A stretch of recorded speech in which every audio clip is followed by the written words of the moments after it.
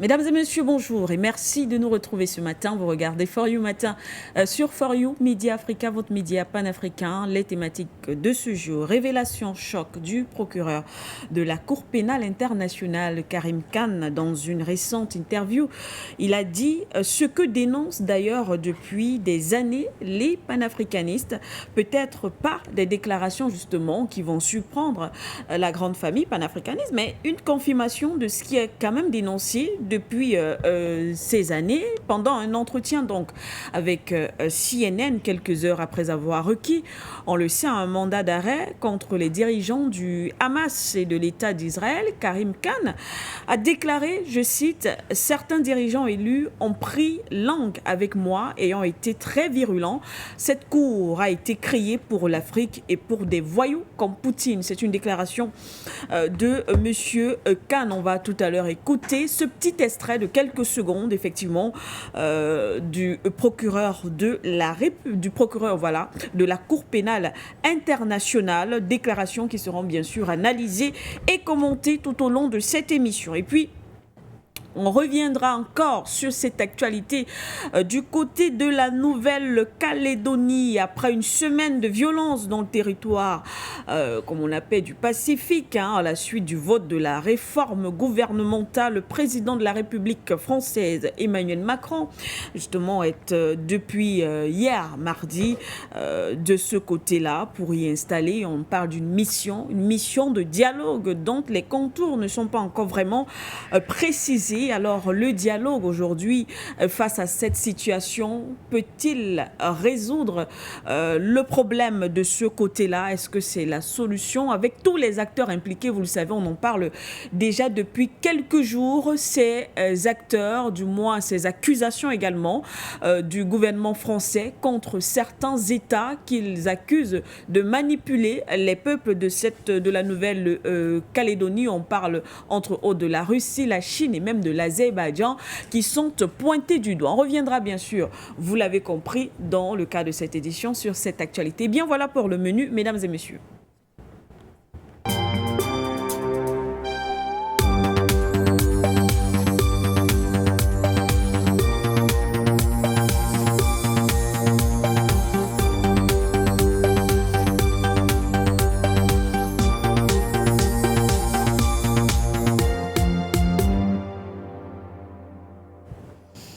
Merci une fois de plus d'être là ce matin. Très rapidement, le panel, la présentation du panel de ce matin. Albert Anatola ici sur ce plateau de For You Matin. Bonjour.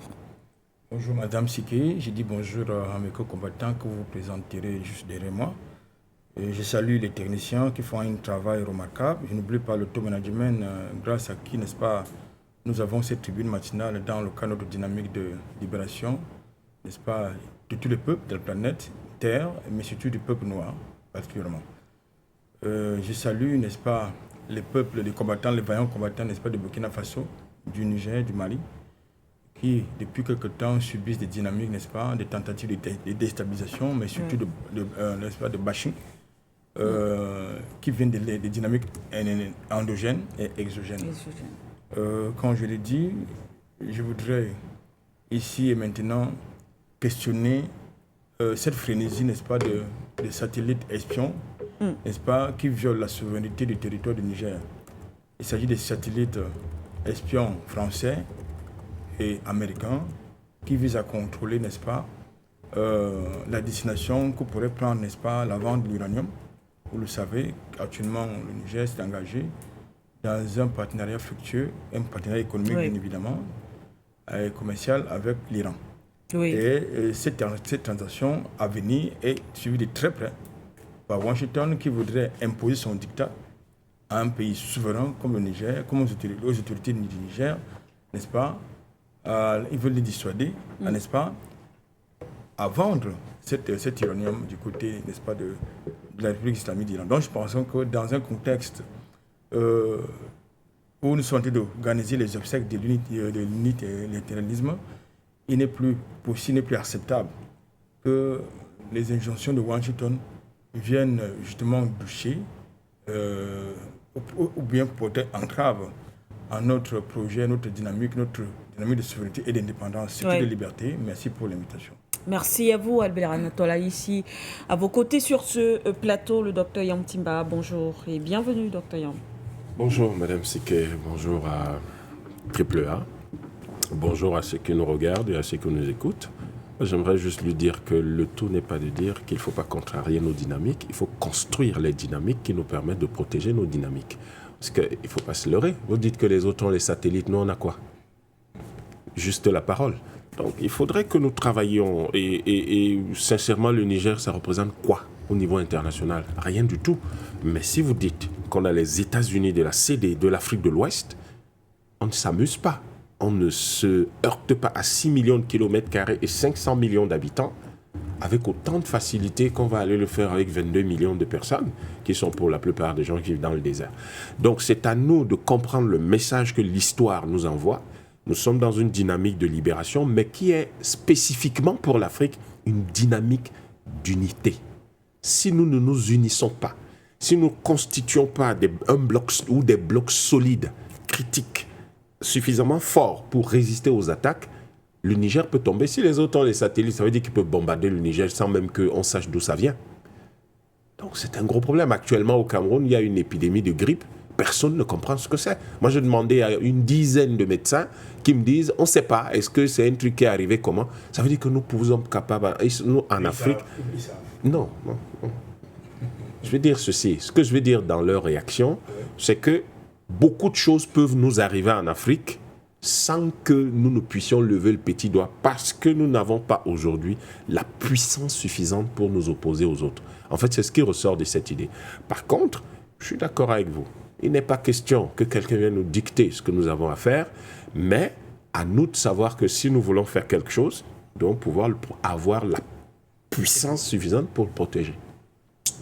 Merci beaucoup. Merci à vous, cher monsieur. Voilà le panel de ce matin, chers téléspectateurs. On va directement prendre le premier, du moins l'extrait, qui va nous permettre de planter le décor dans le cadre de notre premier thème. Eh bien, on va écouter le procureur de la Cour pénale internationale qui s'exprime en langue anglaise. Ce petit extrait de quelques secondes. Ensuite, on reviendra sur le plateau pour les commentaires. And of course, I've had some elected leaders speak to me and be very blunt.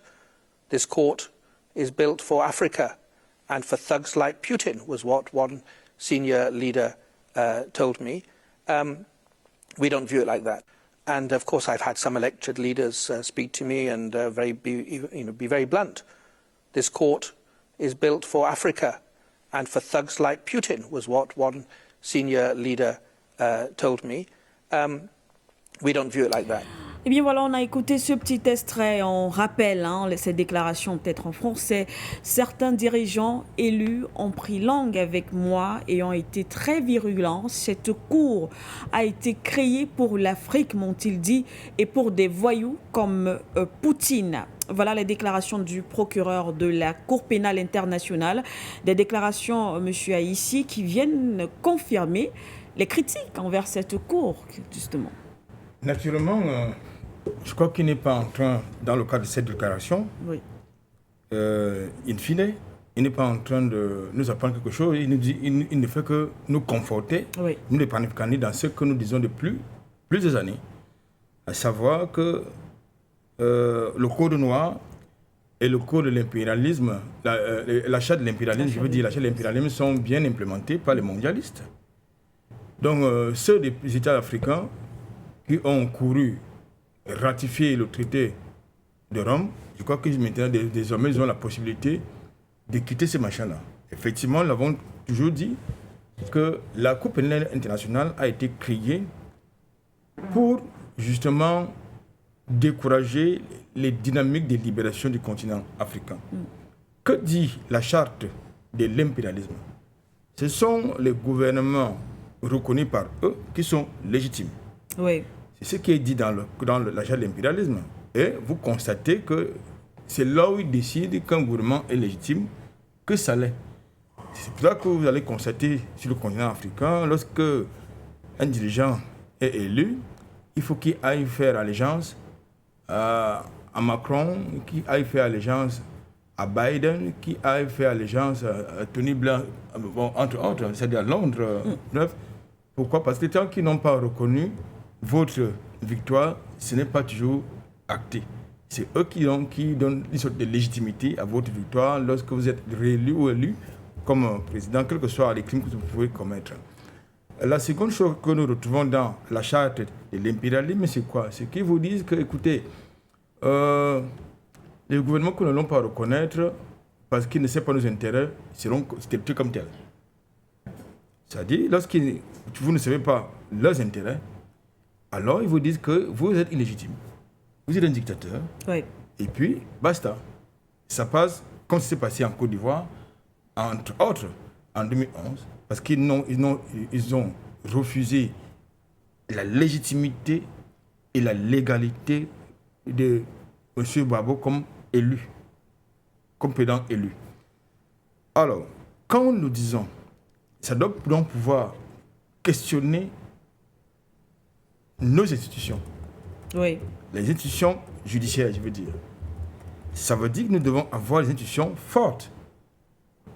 Quelqu'un l'a dit, c'était mondialiste. C'est vrai, moi je ne crois pas à cette déclaration parce que c'est du pipeau. Je parle d'un autre criminel qui est reconnu comme tel. Je parle de Barack Hussein Obama qui a dit que l'Afrique n'a pas besoin d'une forme d'institution forte. C'est vrai que c'est vrai quand même que c'est discutable. Parce que ce sont les hommes qui animent les institutions.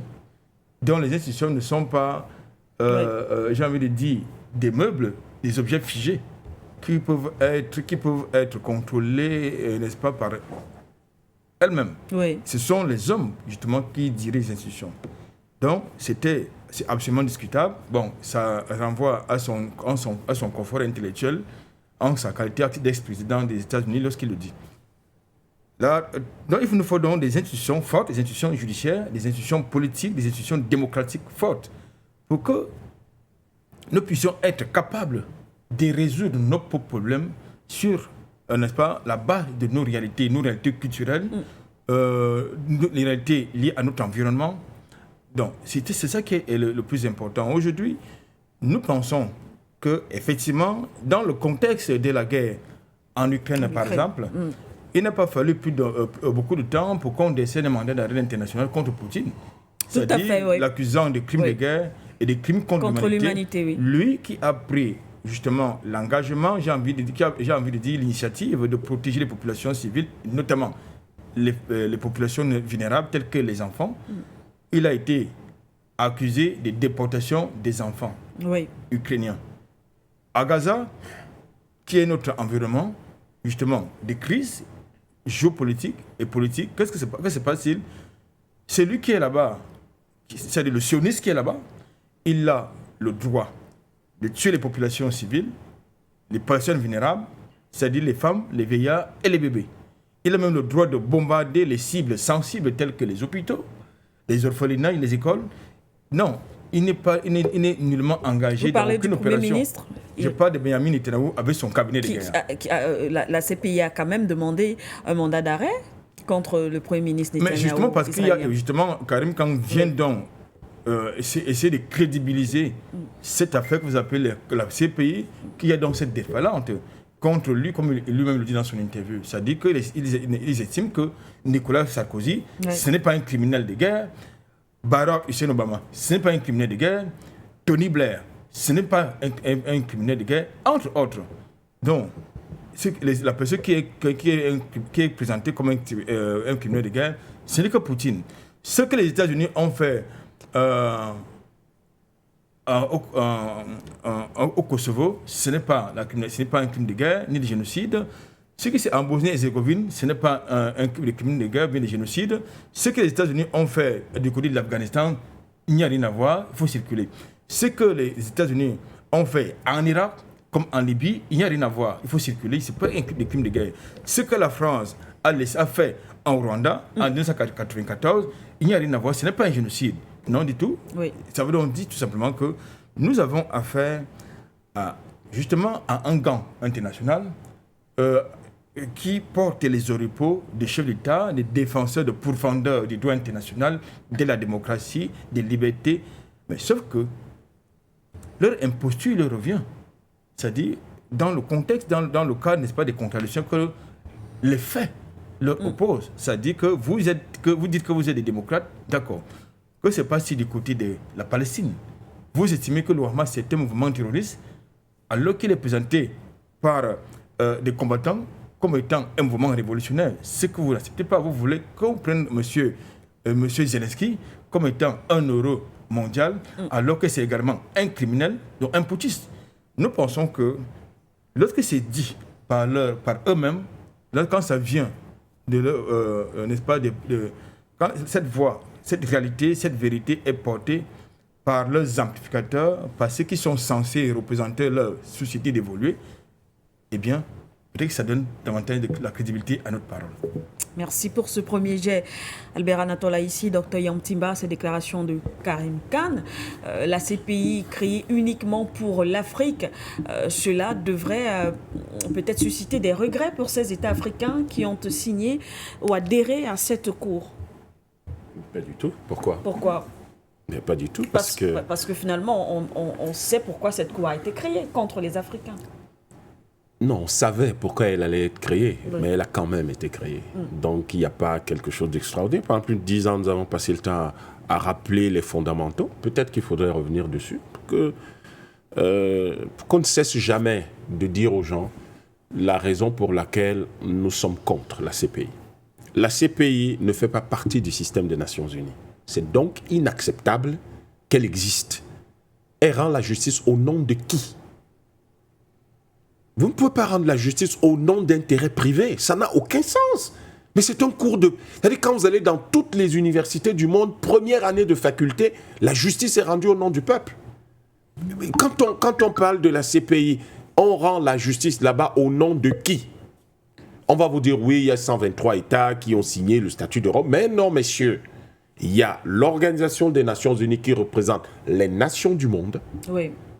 C'est pour ça que les verdicts de la Cour internationale de justice et les mécanismes de la Cour internationale de justice, qui est un organe de l'ONU, sont beaucoup plus crédibles, beaucoup plus structurés. La justice à la Cour internationale de justice est rendue au nom des Nations Unies, c'est-à-dire finalement de tous les peuples. Alors vous créez quelque chose qui est privé et il faudrait qu'on dise aux Africains, pas seulement de dire lorsque les responsables israéliens répondent à M. Khan, parce qu'en fait c'est les Israéliens qui lui ont dit ça, avec les Américains, qui disent oui mais ça a été créé pour l'Afrique et des voyous comme Poutine. Je rappelle que le terme voyou en français, ça veut dire celui qui est dans la rue et qui n'est pas dans le château. C'est ça que ça veut dire. Parce que quand on dit voyou, les gens comment dire, ça veut dire bandit, machin. C'est pas ce que ça veut dire. Voyou en bon français veut dire celui qui est dans la rue et qui n'est pas dans le château. Donc vous voyez que ceux qui croient qu'eux, ils sont les gens du château, c'est les châtelains, c'est-à-dire ceux qui contrôlent, qui ont le pouvoir. Tous ceux qui ne sont pas dans le château avec eux sont considérés, sont donc des voyous. Ça veut dire Poutine est quoi en réalité? Il est simplement quelqu'un qui n'est pas dans le château. C'est ça que ça veut dire. Il faut que les Occidentaux fassent très attention parce que nous avons la chance qu'ils nous ont obligés à apprendre leur langue. Et comme ce ne sont pas nos langues, nous faisons très attention aux détails. Et voyou, ça veut dire vous n'êtes pas dans le château, vous êtes dans la rue. Et ça veut dire qu'en général, quand vous êtes dans la rue, vous avez été chassé. On ne veut pas de vous dans le château. Donc, on va créer une juridiction comme celle-là pour tout ce qu'on ne veut pas voir dans le château. Les gens comme les Gbagbo qu'on ne veut pas voir dans le château, mais on veut voir Ouattara. Les gens comme les Poutine qu'on ne veut pas voir dans le château, mais on veut voir Netanyahou. Et on estimera donc que tous ceux qui sont contre les règles du château et qu'on ne veut donc pas y voir, ils vont subir la rigueur de cette loi. Mais cette juridiction qui a été créée, que des gens ont suscité dans les années 98 pour pouvoir en réalité verrouiller un certain nombre de choses. Parce que historiquement, il faut comprendre. Après qu'on ait vu que ça n'appartient pas à l'Organisation des Nations Unies, qu'on comprenne, ils disent qu'ils luttent contre les crimes, contre l'humanité, les crimes de guerre, les génocides et les agressions. Ben, je suis très content qu'ils disent ça. Mais vous dites que vous voulez, voilà les 4 crimes contre lesquels vous imaginez le nombre de crimes de ce type qui se sont produits depuis l'an 2000 sur la planète Terre. Je n'ai pas du tout l'impression de les avoir entendus. Sur les 35 affaires de la CPI à ce jour, Il n'y en a aucune qui vient d'ailleurs. Toutes sont africaines. Mais pourquoi est-ce que toutes les affaires d'une crise, d'une cour aussi importante peuvent toutes être africaines? Alors, sauf que c'est fondé sur des a priori idéologiques. Et les Africains croient que c'est de la science. Et vous allez trouver des gens qui vont vous raconter que, mais non, si j'ai été avocat pour la CPI, j'ai été juge à la CPI, je suis un type important. Non, vous êtes un traître à l'Afrique. C'est ça que ça veut dire. Si vous avez travaillé pour la CPI, vous êtes un traître à l'Afrique. Parce que la CPI est purement et simplement un instrument idéologique de la domination du monde par l'Occident. Comment ? Ce qu'on appelle, moi je parle du point de vue de l'Afrique. Hein. Le reste du monde, à la limite, peut se défendre. L'Afrique est sous néocolonialisme. Sauf que le néocolonialisme, c'est la phase internationale de l'impérialisme. Mais qu'est-ce que l'impérialisme ? L'impérialisme, c'est la collusion entre la propriété des moyens de production et le système financier. Sauf que le système financier, on le verra tout à l'heure quand on parlera de la France, la Nouvelle-Calédonie, cette collusion a besoin de contrôler, parce que là vous êtes au niveau de, si vous voulez, de l'infrastructure, cette collusion a besoin de contrôler toute la superstructure pour s'assurer que, en fait, que ces projets, ces projections, son déploiement se feront sans aucun obstacle. Et quelles sont les autres choses qui constituent l'infrastructure, superstructure, qu'il va falloir contrôler? Il faut contrôler absolument tout ce qui est lié à la loi. On va créer la démocratie électorale et on va vous dire démocratie électorale représentative. On va vous dire oui, mais il faut faire des élections, etc. Mais pour faire des élections, il faut payer une caution. Et il faut pouvoir financer la campagne électorale. Tout à fait. Sauf qu'eux, ils ont les moyens de production et ils ont le système financier. Vous n'en avez pas. C'est la raison pour laquelle, dans un pays comme le Cameroun, vous n'avez aucun conducteur de moto qui est à l'Assemblée nationale. Il n'y en a pas. Il n'y en a pas. Il n'y a aucun conducteur de moto à l'Assemblée nationale. Or, l'Assemblée nationale est censée représenter le peuple. Vous n'avez aucun paysan à l'Assemblée nationale. Parce que, normalement, il devrait y avoir des gens qui représentent ces catégories. Sauf que le paysan ne peut pas payer une caution et le paysan ne peut pas se payer une campagne. Et donc, qu'est-ce que ces gens-là vont faire? Ils vont contrôler tout ce qui est relatif à l'Assemblée, le Congrès en général, tout ce qui est lié à ça, l'Assemblée, le Sénat et tout ça. Et ils vont contrôler le système présidentiel. Pour être président, c'est une grosse caution, et cette caution, après, payer une campagne. Aux États-Unis, les campagnes aujourd'hui sont évaluées à $1 milliard. Vous connaissez beaucoup de gens qui ont $1 milliard dans le monde. $1 milliard, c'est à peu près 500 ou 1000 personnes dans le monde. Ils ont la chance, ils ont le privilège d'être financés, pas dedans. Non, laissons la chance. En fait, si nous rentrons là-dedans, on laisse le problème de fond. Le problème de fond, c'est que vous pouvez avoir quelqu'un aux États-Unis qui est un mineur ou qui est un simple ouvrier, qui a la meilleure vision de ce que les États-Unis peuvent être, mais lui ne peut pas avoir le $1 milliard. Lui, il ne pourra pas l'avoir parce qu'il n'est pas dans les lobbies, parce qu'il n'est pas les Illuminati, le Beit Beder et tout ça. Et donc, du coup, il ne peut pas y arriver. Et on va prendre n'importe quel plouc qui est dans le système, qui va diriger le pays et qui va débiter n'importe quoi à la face du monde. Et l'humanité, les gens commenceront à se demander mais de quoi il s'agit. Donc, ils vont contrôler tout ça et il leur restera quelque chose de fondamental à contrôler. C'est le système judiciaire. Donc, ils vont se dire, mais si nous laissons certains individus prendre de l'importance au niveau international et pouvoir influencer idéologiquement le monde, notre système s'effondre. Vous prenez le système de quelqu'un comme Kadhafi, on peut le trouver dans le livre vert. C'est un livre, c'est le titre du livre, le livre vert qu'il a écrit. Ce système est réellement démocratique. Parce que ce sont les espaces des assemblées locales, quartiers, villages, tout ça, qui décident des projets de l'État. Si vous faites ça, vous détruisez le système de la centralisation du pouvoir qui caractérise le monde moderne. Et donc, du coup, on va dire que Kadhafi est dangereux. Oui. Beaucoup de gens ont cru que c'était par rapport à l'argent. C'est pas ça. Oui. C'est que le type, avec ce qu'il avait mis en place, et qui est donc un mode de production, parce que finalement, les richesses appartenaient à tous les Libyens. C'est pour ça que tout le monde était logé, tout le monde était nourri, tout le monde était véhiculé, tout le monde, on peut payer les études de tout le monde, se soigner, etc. Et donc on va dire ce système est mauvais. Parce que l'objectif n'est pas d'accorder tout ça à tout le monde. L'objectif est qu'une minorité contrôle les moyens de production et les systèmes financiers et impose aux autres sa volonté en faisant des esclaves. Ça, c'est Aristote. Aristote est quoi? Il est grec. Il faut faire attention. Ces gens, ils ne réfléchissent pas comme ça par hasard. Ça, c'est Aristote. Et donc, la minorité va transformer les autres en esclaves. Et Kadhafi qui veut faire de son peuple, veut faire que tout son peuple soit libre parce que tout le monde a les 5 moyens de vie, c'est-à-dire se nourrir, se loger, s'éduquer, etc. Vous voyez que c'est une contradiction idéologique.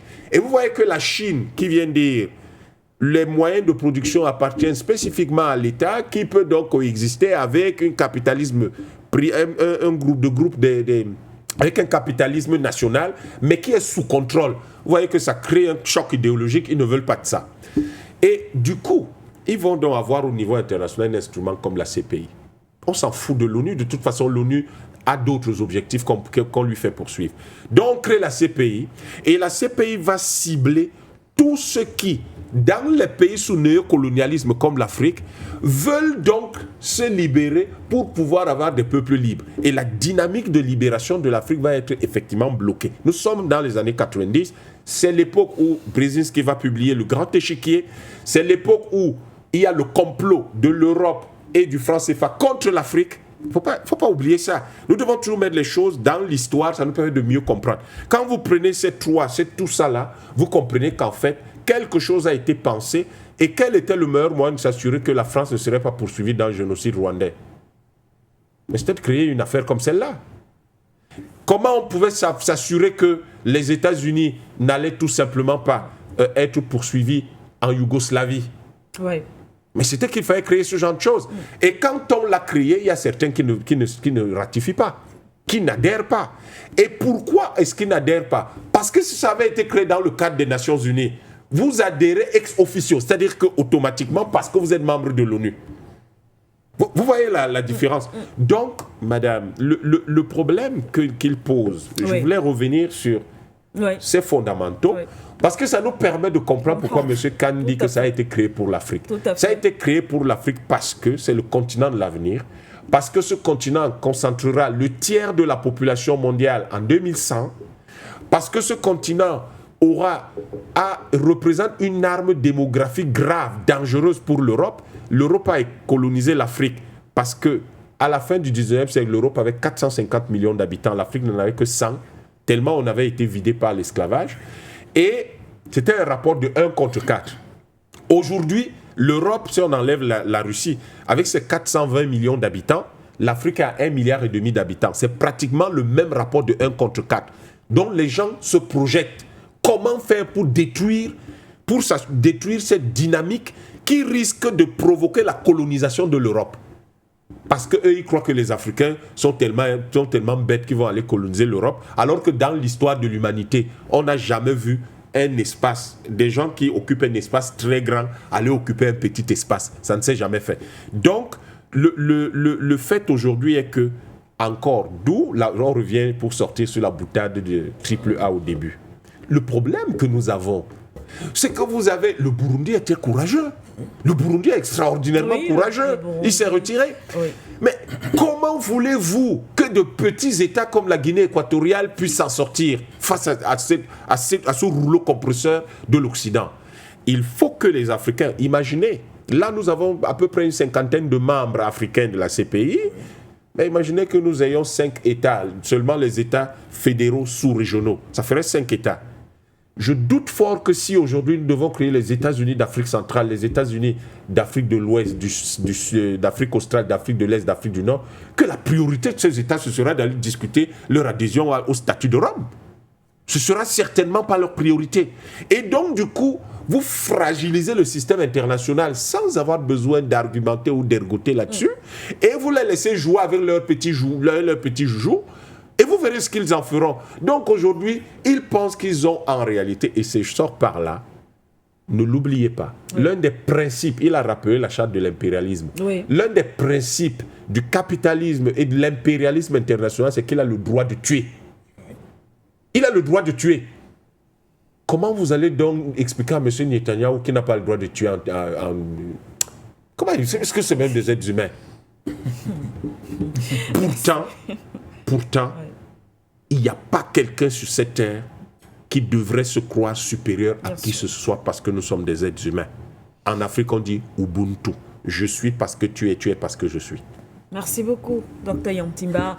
Albert Anatola, ici, plusieurs événements, donc justement, ou actualités autour de la Cour pénale internationale. Certains doutent d'ailleurs, effectivement, de la sincérité du nouveau procureur qui pose quand même des actes qui semblent être contraires à cette idéologie occidentale et impérialiste. D'abord, tout à l'heure, on relevait cette demande, du moins ce mandat d'arrêt, ce projet de mandat d'arrêt contre le Premier ministre israélien. Aujourd'hui, ces déclarations, rarement on a entendu un dirigeant à la tête de cette cour dénoncer comme ça tout ce qui se passe, les manigances au sein même de la Cour pénale internationale.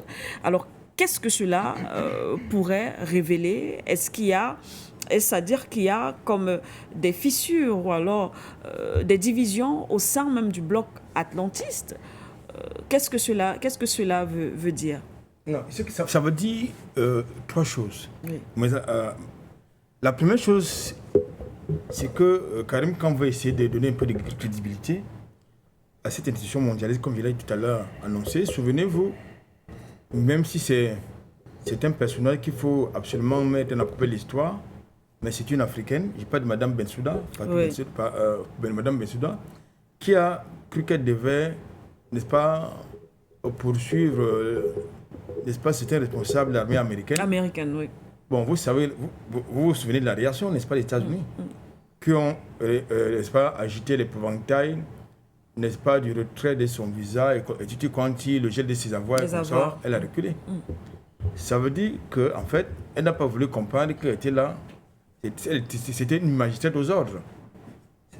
Il fallait qu'elle comprenne cela. La seconde chose, c'est une parenthèse.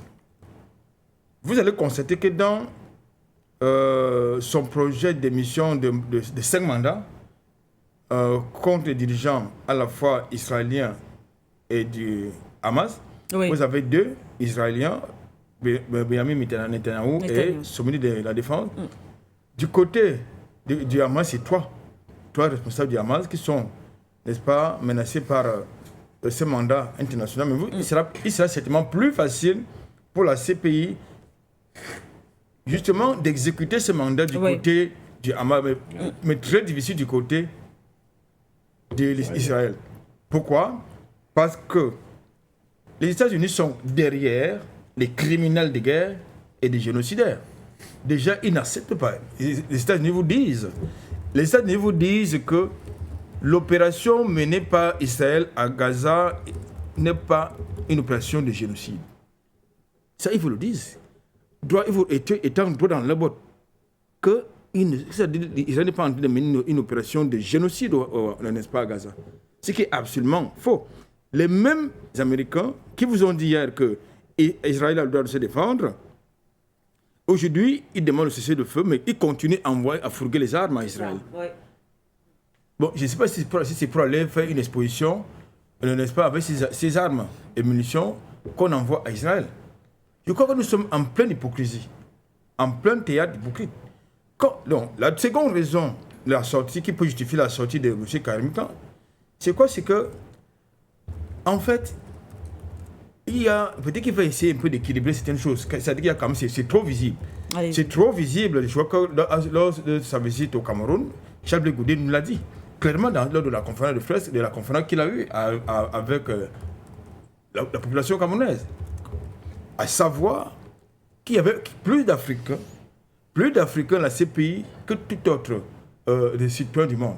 Ça va donc tout simplement dire que la CPI a été créée pour les Africains. Ça devrait être intéressant qu'on y retrouve également les Africains, mais sauf que dans le contexte, par exemple, du génocide rwandais, on devrait quand même avoir certains dirigeants français. Bon, disons que ça a été créé après le génocide. La loi n'a pas d'effet rétroactif. Non, puisque les mêmes personnes, certaines personnes sont poursuivies dans certains tribunaux, dans certaines juridictions d'exception, dans le cadre de cet événement. Ah oui, mais ça, Ça c'est important de le préciser. Mais ça, c'est pas son mandat. Non, mais sauf que les gens ils vont vous faire comprendre que ce qui est quand même paradoxal, Oui. Madame Siké, c'est que on reconnaît par exemple la Shoah, on reconnaît le génocide arménien, mais on ne reconnaît pas le génocide lié à l'esclavage ni à la traite négrière. C'est-à-dire que le continent africain a été vidé de près de plusieurs centaines de millions de ses enfants. Mais on va vous dire que d'accord, on ne peut pas avoir un Nuremberg 2. Mais il devrait avoir un Nuremberg 2 pour juger de ces crimes et de leurs ascendants, de leurs ascendants. Puisqu'aujourd'hui, vous avez ces descendants esclavagistes qui assument que bien qu'ils n'aient pas connu leur colonisation, mais ils assument les esclavagistes sont quand même leur modèle politique. Je prends le cas de Jupiter qui vous dit que De Gaulle est son modèle politique. Napoléon Bonaparte qui vous dit que qui est le modèle politique de Macron. Mais il vous dit, il nous traite de révisionnistes. Oui. Il y a un problème. Il y a un gros problème là. La troisième raison, je crois que il a bien fait de nous faire comprendre que, in fine, les États-Unis ils sont très mal placés pour parler de la CPI. D'abord parce qu'ils n'ont pas ratifié le traité de Rome. Tout à fait, ils n'ont pas ratifié. Certainement parce qu'ils financent. Oui. En grande partie, cette affaire, le fonctionnement de ce machin, c'est pour cela qu'ils imposent leur dictat de ce côté, aux magistrats qu'ils payent, en réalité, aux fonctionnaires qui payent de ce côté. Mais je pense que c'est pas là ça la justice internationale. Si tant il est vrai que ça peut exister quelque part, cette justice internationale, si tant il est vrai que ça peut exister le droit international, qui, soit dit en passant, est également instrumentalisé.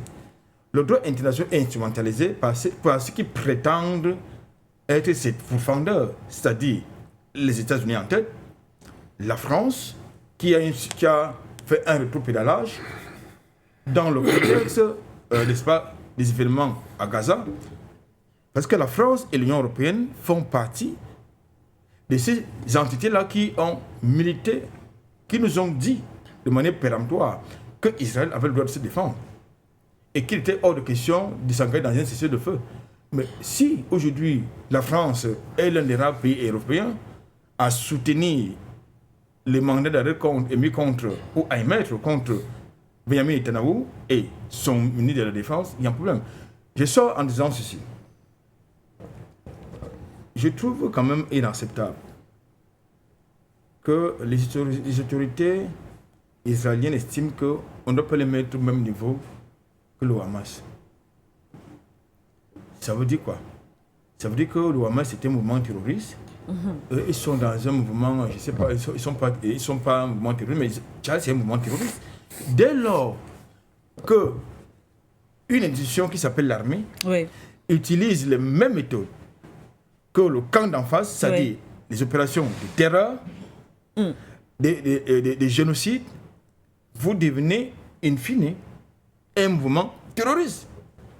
Lorsque vous partez bombarder de manière aveugle les populations civiles qui sont, pour certains, dans les hôpitaux, vous tuez les enfants, quelquefois des nourrissons, vous exécutez des personnes que vous soupçonnez d'être des terroristes du Hamas, que vous enterrez dans des fosses communes. Qu'est-ce que vous êtes? Mais vous êtes un génocidaire. Vous êtes un criminel de guerre.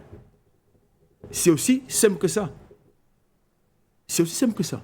Donc nous pensons aujourd'hui, nous attendons de voir, il y a eu les déclarations portant émission de mandat d'arrêt international contre certains dirigeants israéliens. Nous attendons de voir si ça sera justement, si ça sera effectif. C'est ça qui va nous intéresser. Merci à vous. Une fois de plus, Haber Anatola ici, et les numéros de téléphone seront donc affichés dans quelques instants. Vous pourrez donc déjà appeler pour participer et commenter l'actualité avec nous. Docteur Yom Timba, crédibiliser cette Cour pénale internationale, peut-être le risque, c'est crédibiliser, donner du crédit aussi. En faisant le parallèle, bien sûr, avec ce mandat contre Benjamin Netanyahou. Donc, donner du crédit aussi à ce mandat d'arrêt international contre le président russe Vladimir Poutine. C'est pour cette raison que je vous dis, ma position elle est claire. Oui. la CPI, vraiment, qu'elle se démerde comme elle veut, pour moi, ça n'a pas de raison d'être. Moi, je suis africain et je parle du point de vue de l'Africain. Je parle avec l'expérience Gbagbo Blé-Goudé. Oui.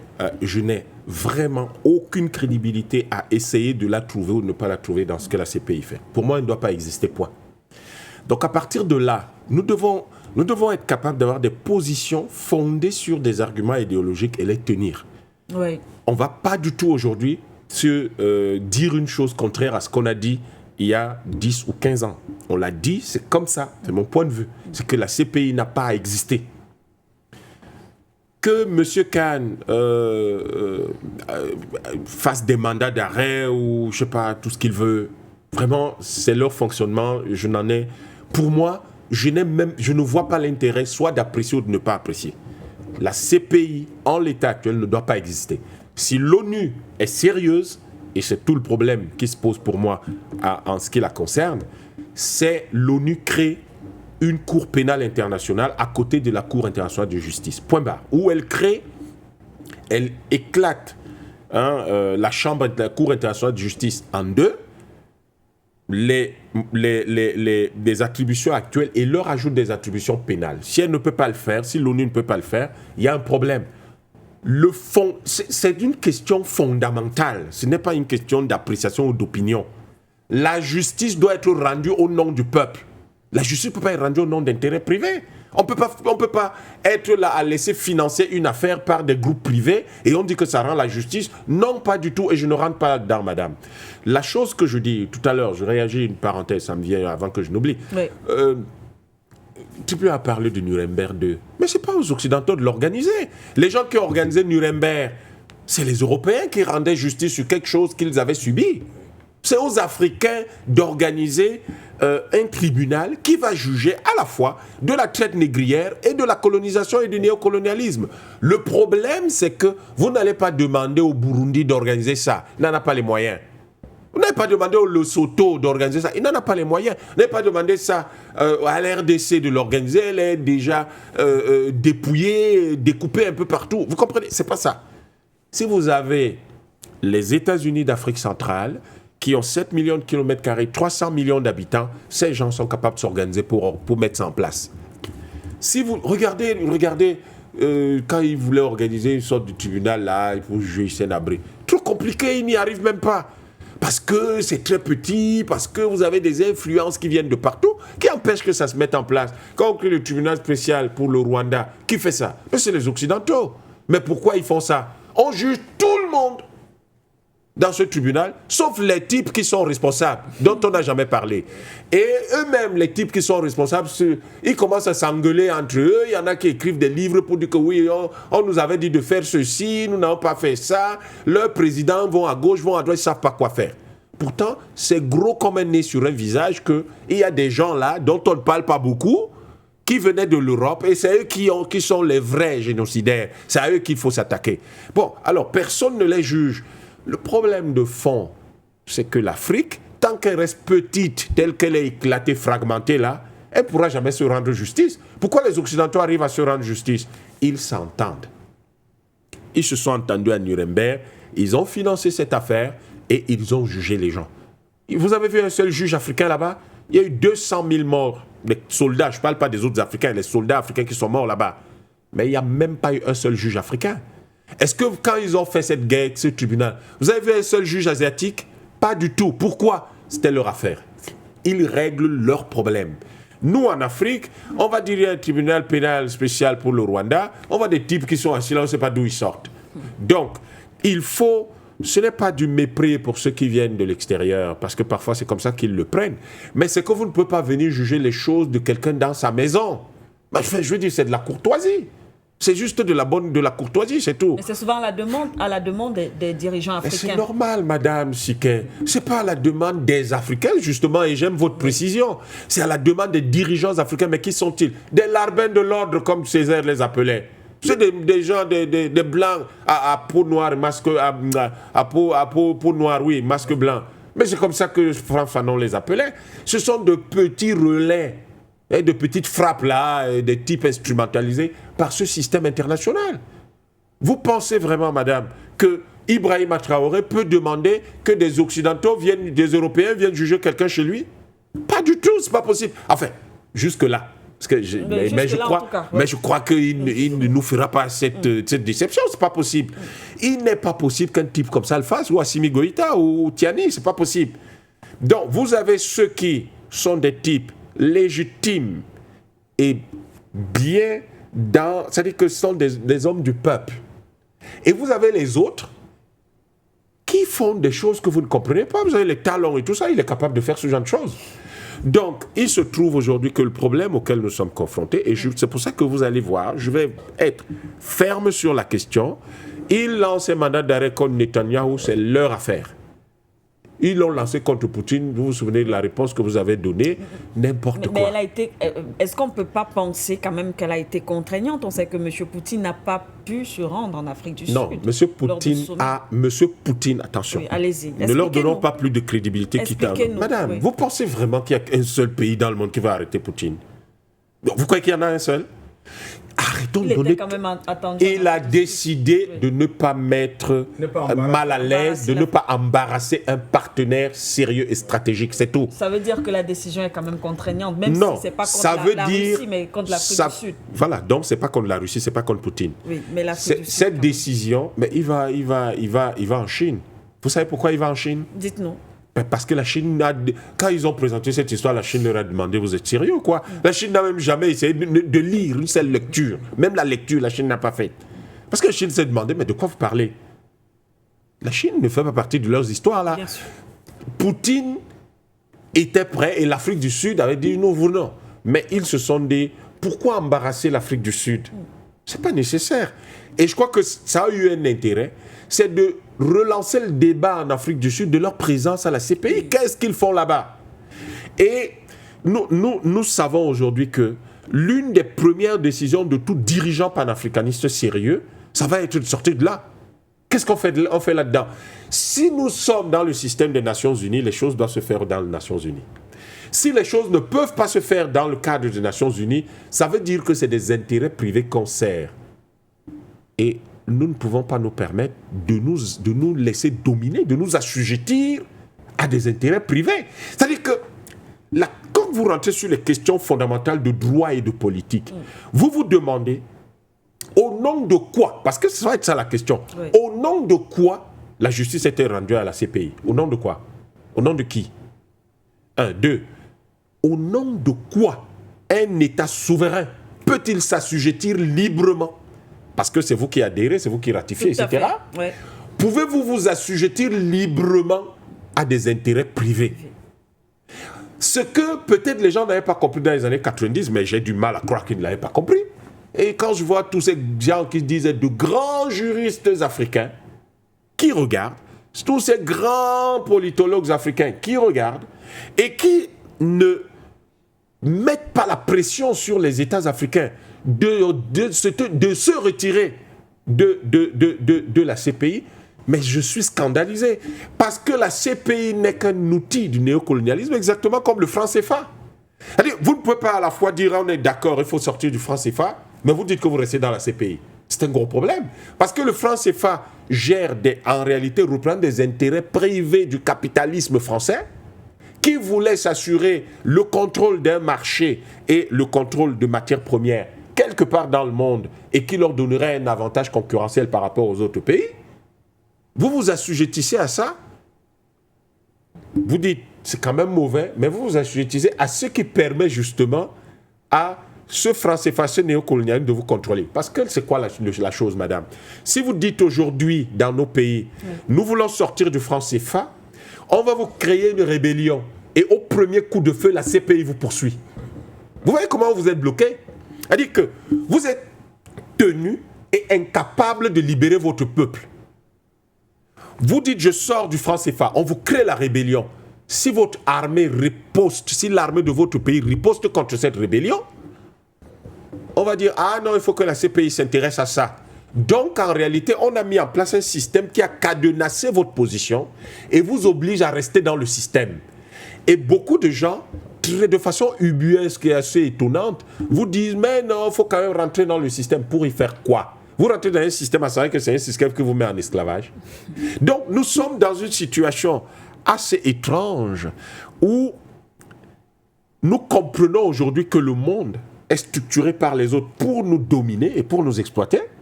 Mais vous avez quand même la grande majorité de ceux qui dirigent qui veulent justifier une chose que vous ne comprenez pas et que vous ne comprendrez jamais parce qu'un État ne s'assujettit pas aux intérêts privés, parce que la justice ne peut pas être rendue au nom d'intérêts privés, parce que la justice ne peut pas être financée par des privés. Ça n'a pas de sens. On se finance par la justice par des privés.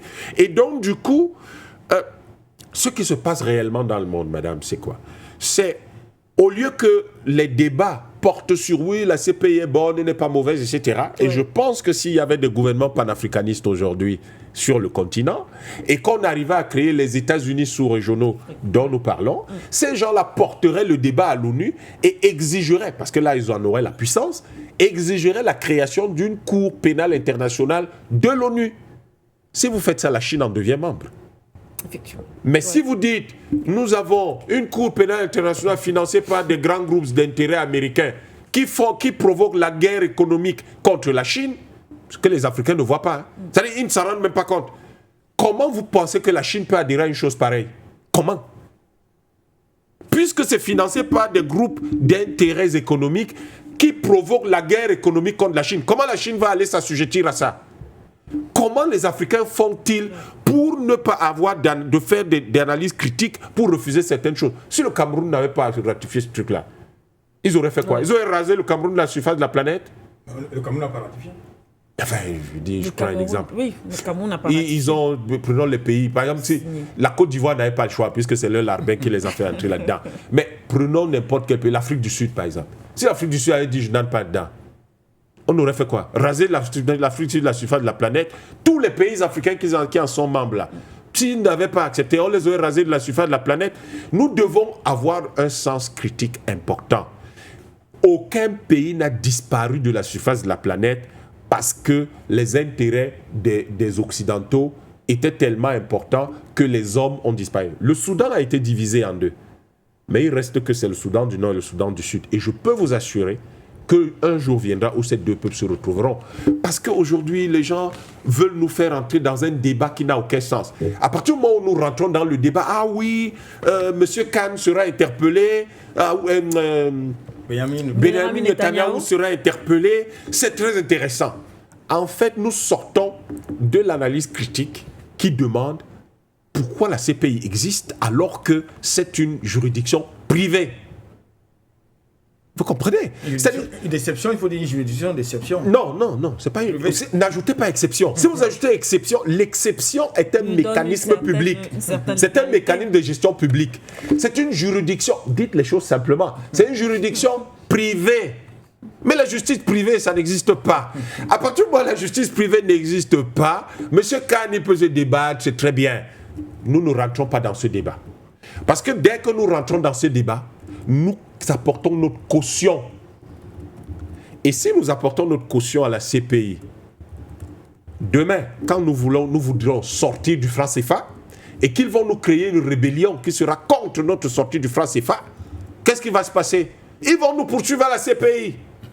Et donc, nous avons intérêt, comme nous ne voulons pas être poursuivis à la CPI, nous avons intérêt à dire, ah non, vraiment, on ne sort plus du franc CFA. Ce qui veut dire, on laisse la France dominer, piller, exploiter nos pays. C'est ça que nous voulons.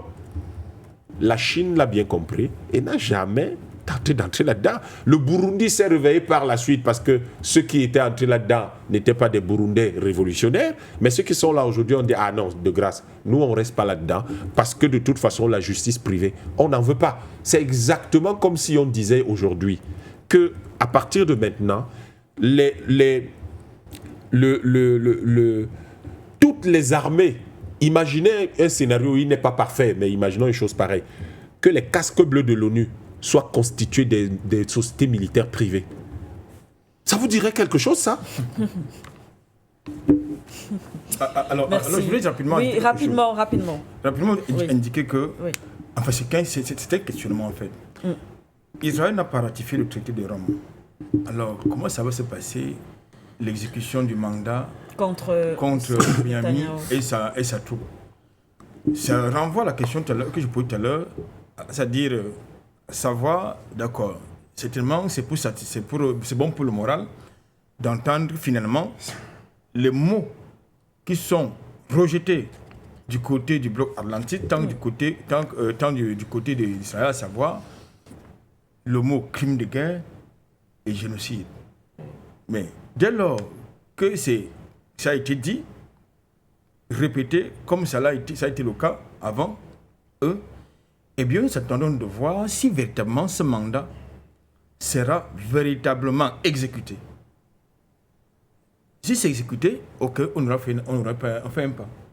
Mais on a justement cette cour, la Cour pénale internationale, on a vu, puisqu'on parlait de cette contrainte quand même qu'elle semble avoir, qui est peut-être discutable, mais on a quand même vu des fils d'Afrique, tout à l'heure on parlait de Laurent Gbagbo et Charles Blé Goudé, qui ont passé tout de même au moins 10 ans du côté de la Cour pénale internationale, sous le regard des dirigeants africains, des États africains, de l'Union africaine, impuissante face à cette situation. Pourtant, comme on le dit sur ce plateau, une justice privée, mais des dirigeants, d'ailleurs, vous l'avez rappelé, Charles Blé Goudé, lors de son séjour du côté du Cameroun, il a dit qu'il n'était qu'entouré, effectivement, de dirigeants africains. On les connaît, certains se sont d'ailleurs donné la mort par pendaison parce qu'ils ne supportaient pas cette situation. Alors, on revient là à la responsabilité non seulement des États africains, mais aussi des institutions, pourquoi pas africaines, telles que l'Union africaine face à cette situation. Je vous ai toujours dit, Madame Sike, que lorsque nous voulons parler des choses sérieuses, qu'on ne parle pas de l'Union africaine. Au moment où Charles Blé Goudé et Laurent Gbagbo sont déportés à la CPI, la Côte d'Ivoire n'était pas signataire du statut de Rome. Du tout. Ils ont formalisé par après. Ça répond dans votre question, c'est-à-dire, oui. Tout à l'heure, Liam l'a si bien dit tout à l'heure, ça veut dire que nous avons à la tête de nos États des vassaux de l'armement au service des intérêts, soit de certains gouvernements étrangers, soit de certains lobbies étrangers. Quelquefois, ils doivent même leur fauteuil présidentiel à des gouvernements étrangers, à des lobbies étrangers. Je parle des lobbies financiers, des lobbies politiques. C'est ça. Et ça renforce justement l'argumentaire des Amtimba sur cette question d'unité de l'Afrique. Parce que tant que vous n'avez pas l'unité de l'Afrique, vous aurez justement, on aura une multitude de vassaux, de larbins, qui justement qui vont adhérer à quelque chose, très souvent qu'ils ne comprennent pas. Ça aussi, la vérité. Il y en a qui ont adhéré à cette affaire parce qu'ils pensaient pouvoir régler les problèmes politiques dans leur propre pays. Et ça a souvent été le cas. Oui. Et à la fin, ils se rendent compte qu'en fait, c'était un groupe, c'était un piège à con, passez-moi l'expression, et qu'il y a lieu qui urge d'en ressortir, absolument. Je pense que ce serait plus crédible pour nos États, comme je l'ai indiqué tout à l'heure, d'avoir, autant nous avons nos juridictions civiles ou pénales, autant nous devons avoir des juridictions d'exception pour connaître des affaires de crimes, de génocide. Tout à fait. Parce qu'il est hors de question. Par exemple, c'est une parenthèse, que monsieur ou madame X est accusé de corruption ou détournement des deniers publics et que ce soit la justice française qui le juge. Il y a un problème. Vous n'allez pas m'opposer à cela, les conventions, il y a les conventions judiciaires. Non, entre les différents États, non. Pourquoi est-ce que les juridictions africaines ou bien des États africains ne peuvent pas connaître des affaires qui concernent les Africains? C'est quoi cette histoire? Ou dans l'histoire des biens mal acquis, c'est en France où très souvent ce patrimoine est caché, oui, que les criminels financiers, les criminels économiques sont jugés. C'est une aberration. Et vous voulez que les Africains soient respectés lorsque vous êtes capable de vous organiser pour régler vos problèmes. En interne, il y a un problème. Il y a un très gros problème. Bon, pour répondre de manière définitive à votre question, allez-y. Je crois que ça a été très bien dit sur ce plateau, à savoir que les Africains n'ont pas besoin d'entrer dans le système international. Du moins, du point de vue de l'unilatéralisme. Oui. parce que c'est la mafia. On vous brandit, il vous est brandi le droit international qui n'est pas respecté par eux-mêmes. Il vous est brandi la démocratie, ils ne sont pas démocrates, ils ne sont pas des modèles démocrates. Il vous est présenté la justice internationale qui ne respecte pas. Il vous est opposé le respect du droit humanitaire international qui n'est pas respecté. Il vous est opposé la liberté d'expression qui n'est pas respectée par eux. Bon, alors, qu'est-ce qui peut donc vous motiver à rester dans un tel système? Vous qui êtes jaloux de votre souveraineté, qui aspire à la liberté, qu'est-ce qui peut vous motiver à rester dans un tel système? Sinon, peut-être la bêtise. Merci à vous, Albert Anatola. Ici, on rappelle les codes d'accès. On va bientôt aborder le second thème de cette matinée, le plus 237 693 58 96 68. Pour nous avoir en direct, mais aussi du moins appel direct ou alors WhatsApp, c'est le même numéro, plus 237 6 93 58 96 68 ou alors Skype for You TV. Vous pouvez simplement nous retrouver. Pour sortir avec vous sur ce thème, docteur Yamtimba, rien attendre. C'est vrai, on a écouté ces déclarations du procureur Karim Khan. Est-ce quand même à dire que, effectivement, les choses sont en train de changer bien sûr en faveur de l'Afrique, au regard de toutes ces déclarations, au regard de ces, je ne vais pas dire révélations, parce que cela est dit depuis plusieurs années, mais il y a beaucoup d'événements qui se passent quand même de ce côté-là, qui laissent penser que l'Afrique peut-être est en train de gagner, peut-être pas la guerre, comme on le dit souvent sur ce plateau, mais plusieurs batailles quand même. Il ne se passe rien, madame. Vraiment, restons fermes, parce que c'est en étant fermes que notre position sera clairement entendue et que nous saurons exactement ce que nous avons à faire. Il ne se passe rien pour l'Afrique.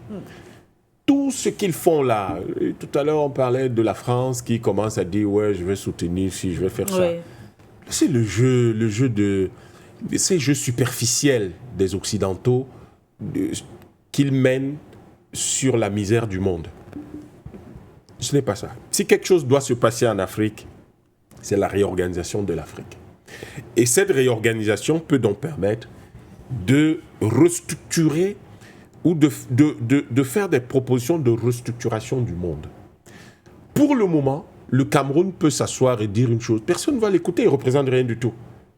C'est une question de rapport de force.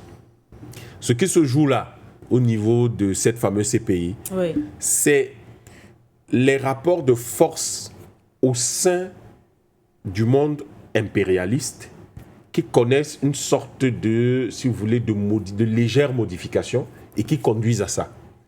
Il ne faut pas aller imaginer que tout d'un coup, la CPI est devenue charmante, séduisante, agréable, convaincante, pertinente. Non, ça reste quelque chose qui ne doit pas exister. Ça, c'est clair. Maintenant, cela étant dit, le vrai message derrière pour l'Afrique est que pour tout ce qui se passe sur le sol africain, nous devons avoir notre propre juridiction. Et qui doivent être suffisamment outillés, solides, crédibles, respectés pour que la justice soit rendue au nom du peuple africain. Si nous n'avons pas cela, et je suis tout à fait d'accord sur la question de l'Union africaine, mais malheureusement, elle a comme je disais, elle a le malheur d'exister. Donc on est bien obligé d'en tenir compte. Sauf qu'elle n'existe que parce que nous n'avons pas encore réalisé l'unité africaine. Là, il n'y aura pas d'Union africaine si nous avons les États-Unis d'Afrique. Ça n'existera pas. Il n'y aura même pas d'Union africaine si nous avons les États fédéraux sous-régionaux. Ça n'existera plus. Le problème que nous avons, c'est de comprendre clairement que nous avons un travail immense à mener en Afrique. Et ce travail que nous avons à mener, c'est de faire prendre le contrôle politique du continent par les panafricanistes. C'est la seule dynamique révolutionnaire aujourd'hui qui porte, par exemple, des pays comme ceux de l'AES à se retirer de la CEDEAO atlantiste, de la CEDEAO dominée par l'OTAN. Et ça, ce sont des choses contre lesquels nous ne pouvons rien si nous sommes soucieux de notre liberté, de notre dignité et de la construction de la puissance et de la prospérité en Afrique. Si nous ne faisons pas cela avec tout le courage et toute la détermination qu'il nous faut, 2-3 têtes de pipe vont créer des juridictions dans leur cuisine, parce qu'ils sont habitués à créer des start-up comme ça, et ils vont venir juger les Africains sur cette base-là. C'est inacceptable. Nous ne pouvons pas accepter ça. Si nous sommes des gens sérieux et dignes, nous allons dire, une juridiction de l'ONU, on en a accepté le verdict. C'est la raison pour laquelle toutes les décisions de la Cour internationale de justice sont acceptées par tous les Africains. Oui. Mais la Cour pénale internationale, d'ailleurs, il me souvient que nous avons eu une émission sous d'autres cieux, Madame Siquet, au cours de laquelle nous disions il est inacceptable que Laurent Gbagbo et Blé Goudé ne soient pas indemnisés. Tout à fait, ouais. Vous ne pouvez pas accuser un chef d'État d'avoir manipulé les élections et tué ses compatriotes et 10 ans après dire qu'en fait il ne l'avait pas fait. S'il ne l'a pas fait, il y a quelqu'un d'autre qui l'a fait. Ouais. Dans ce cas, le minimum c'est quoi? Vous lui faites retrouver son fauteuil présidentiel. Pour quelle raison? Puisque ce n'est pas lui. Vous l'avez pris dans le palais, vous le ramenez au palais. Puisque vos propres dispositions disent qu'on vous ramène là où on vous a pris. C'est pour ça que Blé Goudé a été obligé de revenir à Côte d'Ivoire alors qu'il voulait aller ailleurs avant. Donc vous devez ramener M. Gbagbo au fauteuil présidentiel, puisque c'est là que vous l'avez pris. M. Blé Goudé au fauteuil de ministre de la Jeunesse, puisque c'est là où vous l'avez pris, mais vous ne le faites pas. Pourquoi vous ne le faites pas en réalité? Mais parce que Pardon. Mais parce que votre affaire est privée. Et comme votre affaire est privée, mais elle ne peut pas venir changer des éléments publics en Côte d'Ivoire. C'est ça le problème. Comment pouvons-nous écouter des gens qui se comportent comme ça? La CPI ne doit pas exister. Monsieur Khan fait ce qu'il veut, si ça l'arrange. Il reste que pour nous les Africains, la question de fond, il y a deux choses. Nous construisons l'unité de l'Afrique et nous créons des juridictions suffisamment compétentes et puissantes en Afrique, d'une part. D'autre part, pour la régulation du monde, nous demandons à l'ONU la création d'une Cour pénale internationale qui est un organe de l'ONU. Parce qu'à ce moment, la justice sera rendue au nom du peuple humain. Il n'y a pas de justice qui soit rendue au nom des firmes multinationales qui ait du sens et sur laquelle nous devons débattre pour savoir s'ils font bien ou font pas bien. On ne rentre pas là-dedans. Sinon, demain matin, on va commencer à dire qu'il faut remplacer toutes nos armées par des milices privées. Il faut remplacer l'ONU elle-même par des organisations privées créées dans les cuisines des gens, financées par les bénéfices de telle ou telle multinationale. C'est inacceptable. Un Africain sérieux et rigoureux ne l'accepte pas. Il ne rentre pas dans ce débat.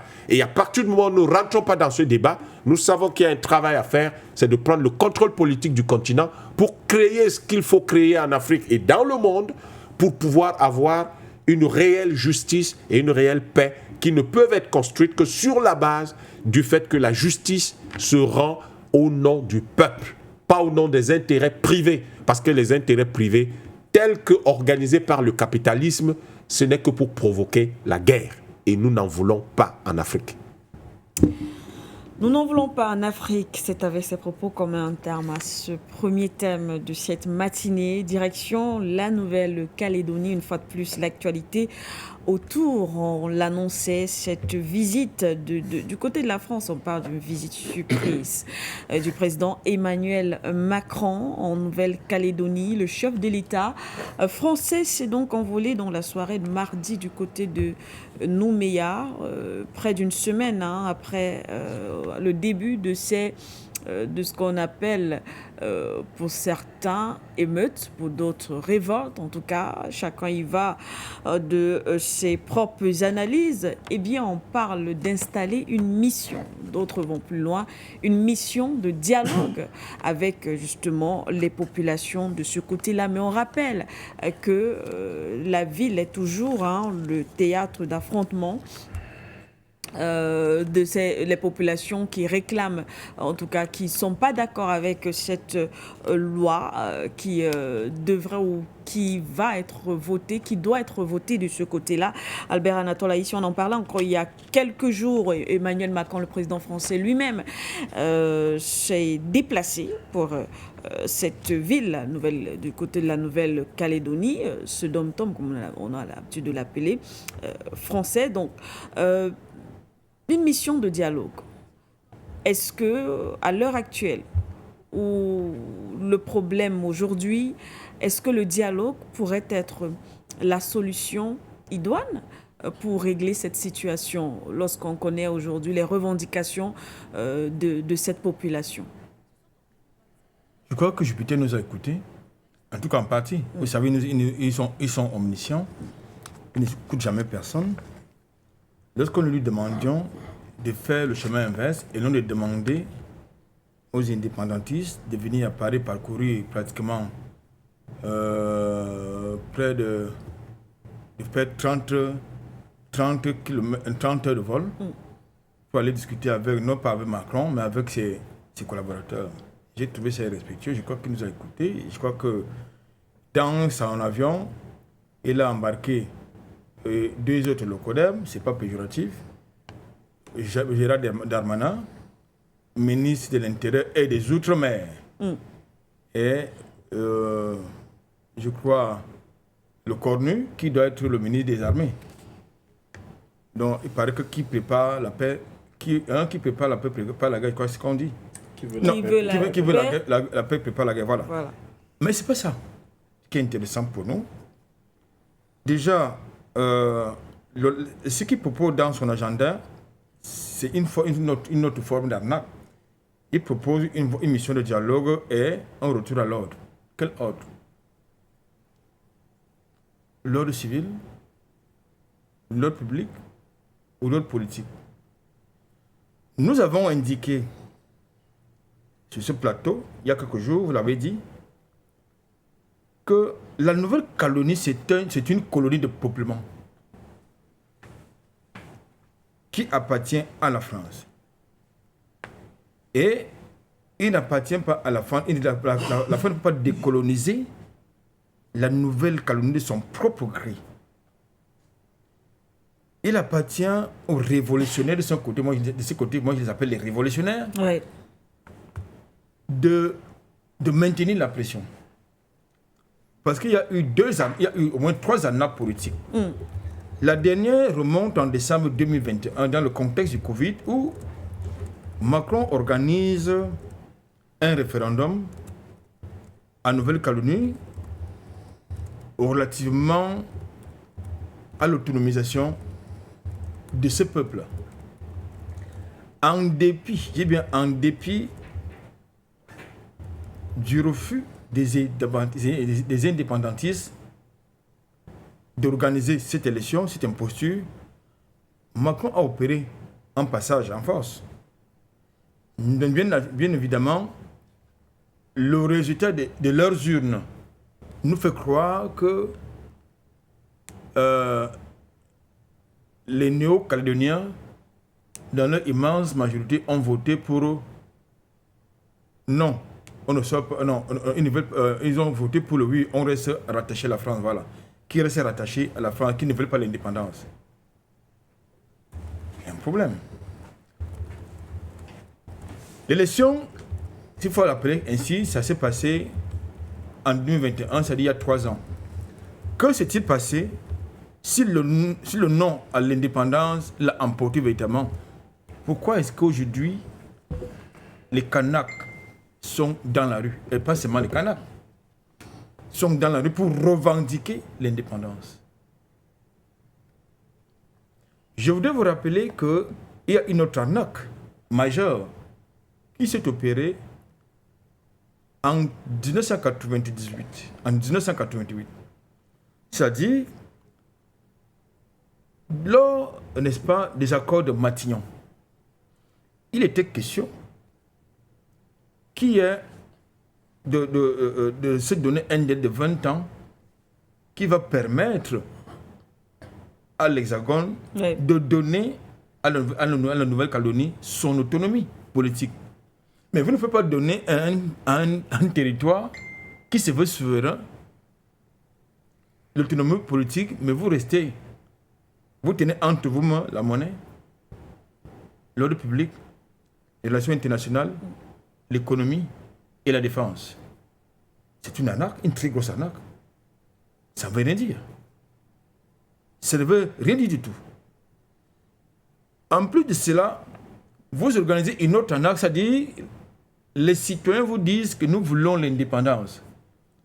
Vous leur proposez non pour des raisons de néocolonialisme. Oui. Vous leur proposez plutôt une mission de dialogue. La seule mission de dialogue qui peut être, de mon point de vue, intéressante, c'est qu'on écoute les Kanaks qui exigent l'indépendance, qui ne veulent plus dépendre de l'Hexagone. Tout l'attelage institutionnel de ce côté-là, cet attelage institutionnel qui dirige la Nouvelle-Calédonie, est-il représentatif, notamment des Kanaks? Non. Bien au contraire, l'économie est tenue par qui? L'économie en Nouvelle-Calédonie est tenue par les descendants des colons, ou bien par les colons, ou les grandes familles, si vous voulez, descendants des colons. Ça veut donc dire que c'est eux qui créent l'emploi, et pour qu'ils vous donnent un poste, un boulot au passage, il faut qu'ils vous traitent, qu'ils vous infligent des traitements xénophobes et racistes. J'ai les vidéos qui montrent tout ce que je raconte là. Donc je pense qu'aujourd'hui, une fois de plus, Macron doit s'inscrire, doit veiller à ce que les engagements pris en 1988 dans le cadre, n'est-ce pas, des accords de Matignon, Ouais. et en 1998, parce qu'il est question qu'aujourd'hui, parce que cette révolution, ce mécontentement, pas de quoi? Pas de ce que l'Hexagone veut introduire une loi portant sur une révision constitutionnelle qui porte sur un problème qui avait été réglé en 1998. C'est-à-dire que ne pouvaient avoir accès au vote que les néo-calédoniens ayant arrivé dans l'archipel avant 1998.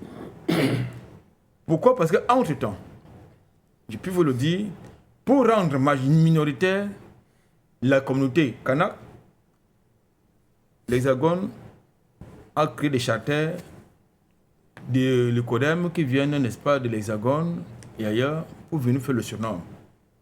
Et dès lors, si d'aventure il y a un référendum pour dire le non à l'indépendance organisée, vous comprenez qu'ils seront mis en minorité. C'est ça la trame de fond des mécontentements que nous observons depuis quelques temps. C'est-à-dire il n'était pas question de dégeler cette loi. Il était question justement de la maintenir jusqu'à ce que l'autonomie exigée par les Kanaks leur soit donnée. Malheureusement, comme je l'ai indiqué tout à l'heure, l'Hexagone a toujours été malhonnête dans les négociations, malhonnête dans ses engagements. Et on en est dans les conséquences. Les conséquences, Dr Yantimba, la colère justement de cette population, les Kanaks, le président Emmanuel Macron veut résoudre le problème et pacifier le pays. On parle d'une mission de dialogue, mais on connaît les revendications effectivement de ce peuple. Est-ce que vous pensez qu'il pourrait y avoir, à l'heure actuelle, il pourrait y avoir un terrain d'entente, un juste milieu entre les deux parties? La France fait en Nouvelle-Calédonie ce qu'elle a fait au Cameroun. Malheureusement, elle ne pourra pas réussir en Nouvelle-Calédonie parce que ce qu'elle fait est extrêmement grave. Il faut dresser le contexte. Ça permet à nos téléspectateurs qui, peut-être certains, ne sont pas au courant de comprendre en fait les dynamiques de fond. La première chose et la plus importante, c'est les intérêts économiques. Okay. La Nouvelle-Calédonie, c'est le 3e producteur mondial de nickel. 230 000 tonnes, derrière les Philippines, 400 000, l'Indonésie, 1,8 million. Ça représente la moitié du PIB de Nouvelle-Calédonie. C'est 4,5 milliards de dollars. Entièrement en 3 usines, 3 mines, aux mains des Français. Le deuxième poste de recettes de Nouvelle-Calédonie, de valeur ajoutée de Nouvelle-Calédonie, c'est le tourisme. Ouais. Et le potentiel pour l'avenir en termes de cobalt, par exemple, et des matériaux stratégiques tels que l'or, tout ça est aux mains des Français. Et le tourisme, donc, est entièrement aux mains des Européens, également des Français. Les Kanaks, c'est 40% de la population. Les Européens représentent à peu près 27% de la population. Et puis le reste, c'est les autres tribus de la Nouvelle-Calédonie. Oui. Le problème de fond, c'est que les Européens ne veulent pas lâcher cette manne. Ils ne veulent pas la lâcher, c'est 4,5 milliards de dollars. Et donc les Français, l'État de France est clair, disent on ne peut pas laisser ça. Donc ils vont créer des subterfuges, missions de ceci, autonomie, machin. Ça c'est l'écume au-dessus des vagues. Le fond du problème est ailleurs. Le fond du problème c'est l'argent. Chaque fois que vous parlerez avec les Européens, avec les Blancs comme on dit, regardez l'argent. Si vous regardez l'argent, vous comprenez quel est le problème. Les histoires là, ouais, machin, la loi a fait... Donc, pour contrôler l'argent, qu'est-ce qu'ils vont faire? Oui. Il y a, en modifiant la loi, il y a 43 000 inscrits aux élections là-bas. 43 000 électeurs potentiels inscrits. En modifiant la loi qui permet donc à ceux qui sont arrivés en Nouvelle-Calédonie il y a 10 ans, c'est-à-dire si vous êtes là depuis plus de 10 ans, vous pouvez désormais voter. Vous avez 25 000 Européens qui vont voter, 25 000 Français qui vont s'ajouter. Donc, ouais, un avantage pour... Vous voyez, ouais. Donc les 25 000 nouveaux Français vont permettre tout simplement de dire laissez vos histoires d'autonomie, c'est nous qui gagnons l'élection. Ouais. Or, les 25 000 Français eux-mêmes arrivent là-bas comment? La France, il a parlé de colonie de peuplement. La France, regardant la position centrale géostratégique de la Nouvelle-Calédonie, veut continuer à rester dans le Pacifique. Parce que, vous savez que tous les Français aiment Tahiti, non? Mais c'est là-bas. Ils aiment trop Tahiti, dans les histoires de Polynésie, ils aiment trop Nouméa, tout ça là, ils aiment ça. Ils vont là-bas gratuitement. Qu'est-ce qu'on a fait pour s'assurer que des gens puissent quitter quand même de chez eux et aller à 15 000 km? Ouais. Chaque fonctionnaire français qui se retrouve en Nouvelle-Calédonie gagne à peu près 2 fois ce qu'il devait gagner en France. Ah, ça c'est beaucoup quand même. Hein? Il est logé, là, il est pris en charge, il n'a pratiquement aucune charge quand il est là-bas. La conséquence, c'est que ça crée un afflux. Bien sûr. Cet afflux fait donc qu'ils sont devenus très nombreux. Et comme ils ont l'habitude de fausser les chiffres, à un moment donné, ils ont dit qu'ils étaient 45%.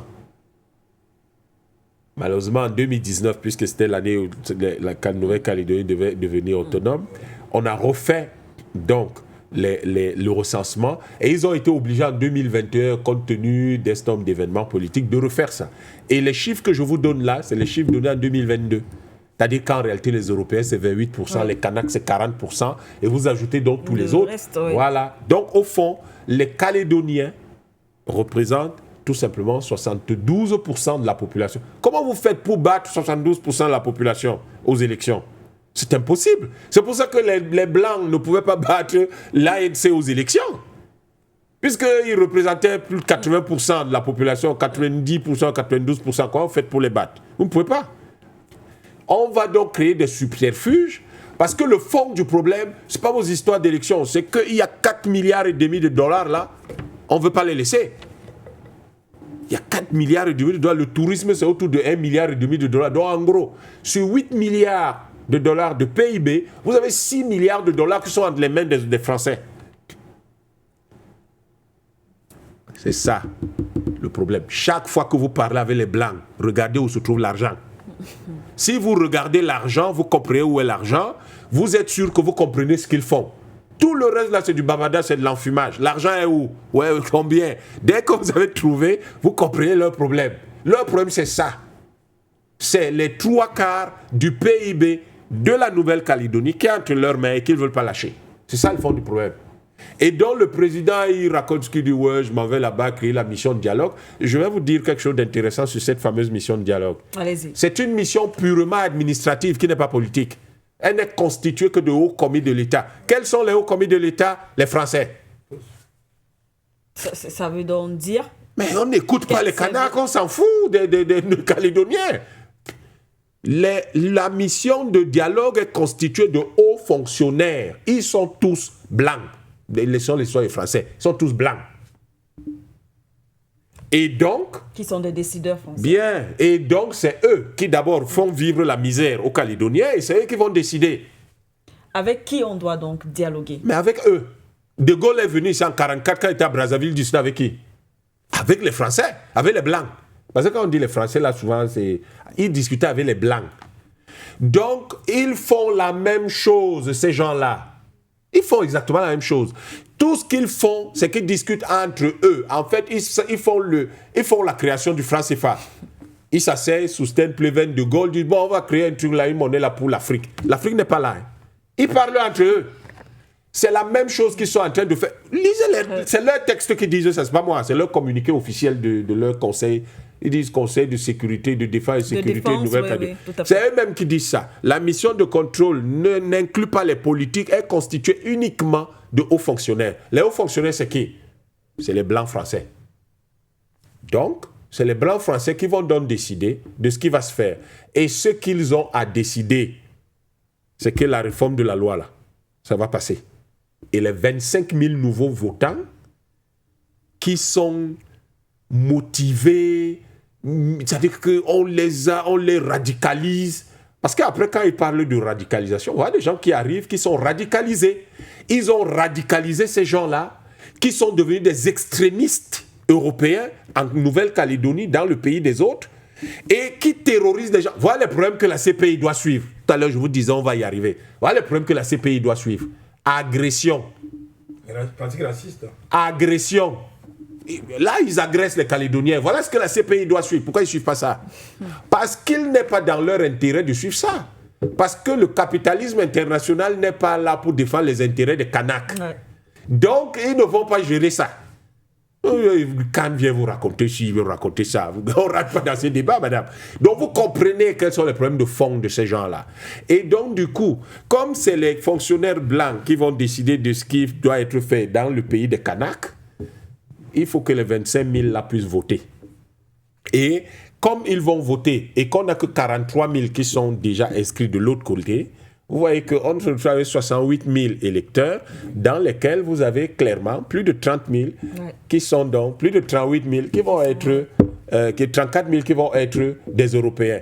La conséquence, c'est que votre histoire d'autonomie ou d'indépendance ne passe pas. Jean-Marie Tjibaou est toujours présent à l'esprit des Kanaks et ils ne laisseront pas passer. Donc ça, le problème de fond. Allez toujours demander l'argent est où? Où est l'argent? C'est tout. Où est l'argent? On comprend, les raisons sont économiques, si on peut le dire ainsi.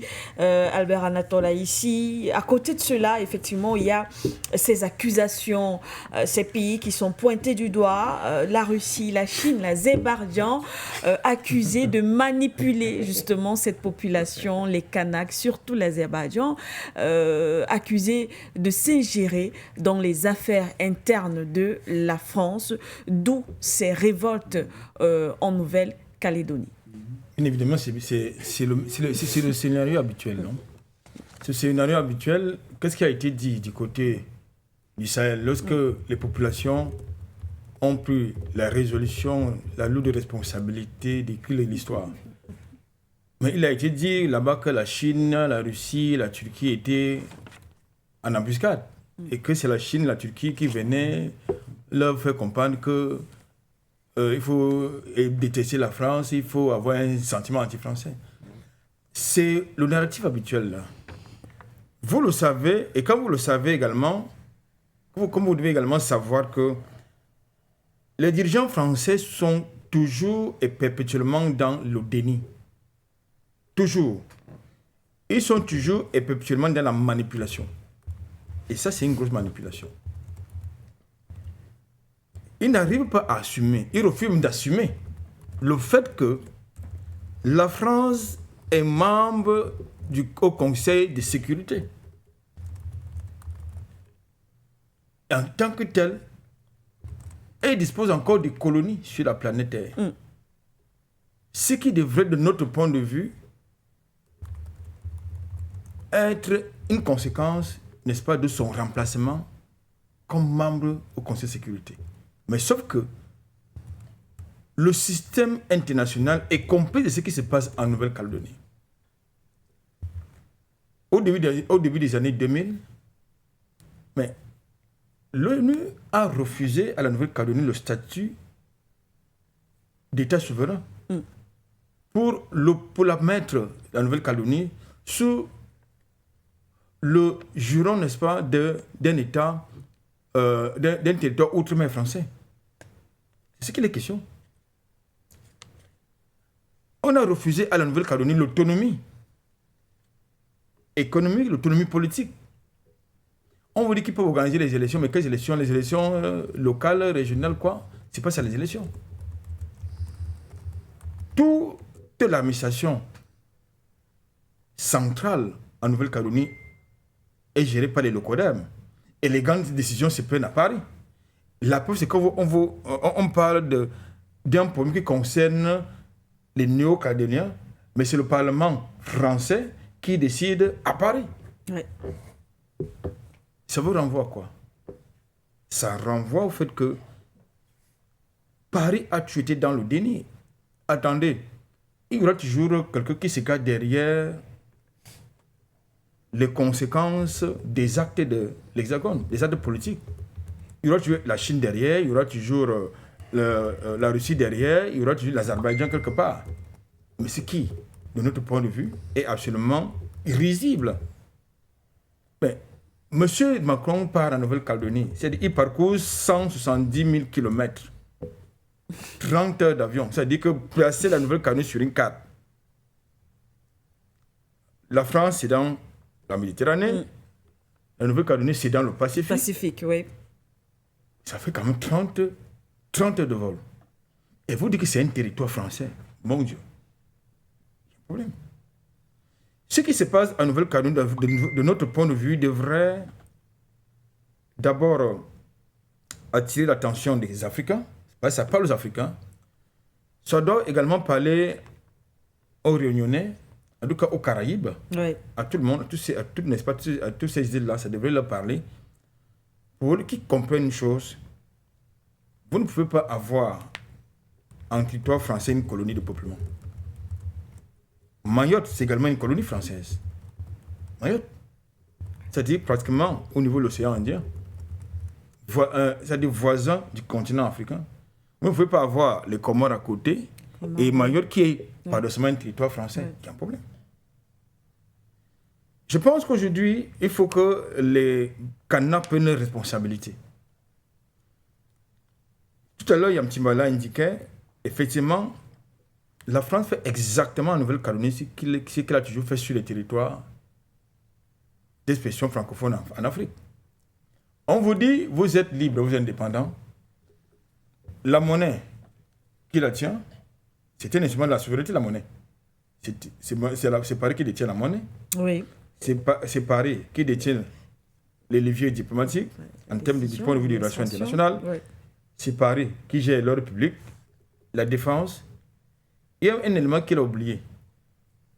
Parmi les éléments qui attirent la France, enfin, qui la confortent à rester en Nouvelle-Calédonie, il y a également les terres qui sont très fertiles. Parce que c'est très propice à l'agriculture. Et vous en avez la plupart des personnes ou des familles qui détiennent, n'est-ce pas, des grandes plantations là-bas, ce sont les descendants de colons français. Entre autres. En dehors du fait que la France détient une base militaire de ce côté-là. C'est également un territoire stratégique. Ce qui conforte donc la France a fait le dilatoire en ce qui concerne la question centrale, qui est l'autonomie, n'est-ce pas, de la Nouvelle-Calédonie. Donc, la mission de dialogue, je ne suis pas certain que ça va réussir. Et puis, il leur était demandé, dans une déclaration conjointe, Oui. les indépendantistes, n'est-ce pas, des différentes îles, des différents archipels, ont demandé au Congrès français de retirer cette loi. Il faut retirer cette loi qui fait problème. Alors, est-ce que ces opinions seront entendues? C'est ça. Je ne pense pas. Puisqu'ils sont dans la logique, justement, de rester, mais alors de rester pour perpétuer cette colonie de peuplement. Merci à vous, Aber Anatola, ici. Encore quelques minutes pour la fin de cette émission. On va essayer quand même prendre Marc au téléphone. On va essayer de prendre Marc au téléphone. Allô? Allô? Bonjour, madame. Bonjour, monsieur Marc. Bienvenue. Ok, merci beaucoup. Je voudrais dire bonjour à Toaza, dire bonjour au docteur Timba pour leur explication, pour tout ce qu'ils font pour l'Afrique. Et dire bonjour à tous les combattants du monde entier et dire bonjour aux techniciens. Ce que je voudrais dire ce matin, c'est que je ne serai pas long, mais pour la CPI, je crois que c'est une imposture. C'est une imposture. Les Occidentaux ont créé cette organisation-là, cette institution, juste pour pouvoir brimer les peuples qui ne sont pas de leur côté. Et c'est pour cela qu'ils ont créé cette institution. Et je crois que les pays africains doivent quitter en bloc. Les pays africains doivent quitter en bloc cette institution afin de ne pas être toujours brimés et toujours pris dans le piège. La deuxième chose que je voudrais dire, c'est qu'en Afrique, je crois que pour nous libérer, il faut que nous ayons une action réellement extrémiste politique, comme dans le temps où les Lumumba, les Kwame Nkrumah, les Youngyobe et tous ceux-là qui étaient nos dévanciers ont été des extrémistes politiques. Ils n'étaient pas nombreux, c'est pour cela qu'ils ont été tous éliminés. Mais aujourd'hui, sur le continent africain, beaucoup prennent conscience aujourd'hui. Et il y a de nombreux intellectuels qui aujourd'hui sont en train de combattre sur le plan médiatique et sur le plan politique. Et nous devons vraiment protéger nos médias parce que c'est par les médias qui manipulent la population. Donc sur le plan médiatique, nous devons avancer encore plus afin de donner de l'explication à tous nos peuples dans le monde entier. Parce que ces Européens-là ne comprennent pas ce qu'on appelle la diplomatie. Les Occidentaux, ce qu'ils comprennent, c'est la force. Et s'ils comprennent la force, nous aussi, nous devons en tout cas employer leur action aussi. Parce que c'est le bras de fer qu'ils veulent mettre toujours pour aller nous piller. Mais comment voulez-vous que nous puissions les laisser comme ça pour l'avenir de nos enfants, de nos petits-enfants? Nous devons laisser toutes nos ressources en Afrique pour eux. Mais vraiment, c'est pas... Moi, je trouve qu'il faut passer à une sorte d'extrémisme politique pour que nous puissions leur faire comprendre. Ouais, ça, c'est vraiment important. Et la troisième chose sur la Nouvelle-Calédonie, mais je voudrais demander au docteur Yam Timbaye à Toaza, mais qu'a dit l'ONU par rapport à ces territoires qui est dans le Pacifique? Mais ces Kanaks qui sont là-bas trouvent qu'autour d'eux, tous les pays qui sont là, c'est-à-dire l'Australie, Papouasie-Nouvelle-Guinée et tous les autres qui sont là, sont aujourd'hui en liberté. Mais comment ça se fait-il que la France ne veut pas donner l'indépendance à ces territoires? Mais je ne comprends pas. Donc moi, je voudrais poser la question, que dit l'ONU par rapport à ces territoires-là? Qu'est-ce qu'il dit par rapport à la Kanaki? Voilà, je m'arrête là. Merci. Et bonne journée. Voilà. Merci beaucoup. Merci à vous, Monsieur Marc. Merci d'avoir appelé. On va donc conclure avec vous, Dr Yam Timba, bien sûr, après aussi l'interpellation de Monsieur Marc. Écoutez, je le remercie beaucoup pour ses propos. Mais s'il était au Cameroun, je lui aurais dit que l'Australie ne dit rien parce qu'elle est du quartier, comme on dit. C'est-à-dire que ce sont les amis. Australie et France, ce sont des amis. ils vont pas se faire la guerre sur la petite Nouvelle-Calédonie. Si la France veut détruire tous les Kanaks et continuer à rester en Nouvelle-Calédonie, l'Australie regarde ailleurs. Par contre, il y a un élément extrêmement intéressant, l'accusation de la France contre l'Azerbaïdjan. Oui. C'est des choses fabuleuses. C'est-à-dire, ça montre ce qu'on appelle les alliances objectives. Mais pourquoi l'Azerbaïdjan s'intéresse à la Nouvelle-Calédonie? Oui. De poser cette question. Qu'est-ce qu'ils font sur la mer Caspienne? Ils s'intéressent à un territoire perdu là-bas dans le Pacifique, où il n'y a même pas d'Azerbaïdjanais.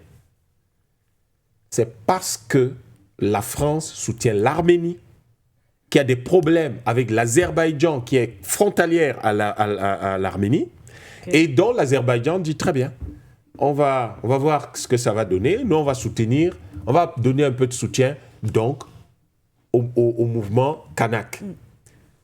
Les alliances objectives. Nous avons un ennemi commun, nous allons le combattre ensemble. L'Azerbaïdjan veut simplement que la France lui colle la paix sur ce qui se passe sur son territoire. Mais vous voyez que ce n'est pas l'Azerbaïdjan qui se plaint, c'est la France qui se plaint. Oui. Mais pourquoi se plaint-elle? Compte tenu de tout ce que nous avons dit sur ce plateau, mais elle se plaint du fait que si l'Azerbaïdjan, un pays européen, se mêle de cette affaire, et ça répond un peu à la préoccupation de Marc, oui. Si l'Azerbaïdjan commence à s'en mêler, l'Azerbaïdjan est capable de mobiliser d'autres pays européens. Et ce n'est pas le moment pour la France de se retrouver confrontée à un autre front à l'intérieur de l'Europe, où elle et ses amis de l'OTAN ont déjà du mal à gérer la question, le problème ukrainien. Donc voilà ce qui se passe. En réalité, nous devons savoir que les alliances objectives sont très importantes. C'est ce que l'Afrique du Sud fait avec la Palestine. Mais pas que des alliances objectives, parce que ce que fait l'Afrique du Sud avec la Palestine, c'est également un retour d'ascenseur. N'oubliez jamais qui vous a soutenu. N'oubliez pas que l'une des 3 premières personnes que Mandela voit à sa sortie de prison, c'est Yasser Arafat. Parce que la Palestine a toujours soutenu l'ANC et a même participé à la formation et à un certain nombre de choses autour de l'armée de l'Afrique du Sud, de l'armée de l'ANC. Donc, l'Afrique aujourd'hui, nous avons un combat commun. Il n'y a qu'à voir la structure de la Nouvelle-Calédonie. Il y a une sorte de monnaie coloniale là, une monnaie binaire là. Vous avez, eux, ils contrôlent l'économie. Donc, c'est une sorte de En plus, c'est une colonie. C'est même pas que c'est une colonie. Et les Africains, parce que les Kanaks en plus, ce sont des gens qui sont culturellement les mêmes que les Africains. C'est une autre culture, ce sont nos frères. Nous devons nous assurer de rentrer dans ce combat. Et moi, je vous demanderai dans quelle mesure serait possible de faire autant d'émissions que possible sur la question pour sensibiliser les Africains sur la question kanak, sur la question de la Nouvelle-Calédonie, parce que ça s'appelle la Kanaki, en réalité. Le Kanaki, c'est le nom traditionnel, c'est le nom réel de ce pays-là. Nouvelle-Calédonie, soyons sérieux. Et donc, du coup, ça permettrait, et c'est ça, le panafricanisme. Nous devons... L'africanisme est défini par la question culturelle. Ça, c'est Cheikh Anta Diop qui le dit. C'est pour ça qu'il fait nation, nègre et culture, laisse culture au singulier, mais nation est au pluriel. Nous avons plusieurs nations. Et l'une de ces nations africaines, c'est par exemple la nation Kanaki. Et donc, nous avons la même culture, c'est ça qui nous unit. Nous devons savoir que le problème de la Nouvelle-Calédonie est un problème africain. Et demain, quand nous aurons les États-Unis d'Afrique, n'oublions pas que ça doit être l'un des États qui doivent être intégrés.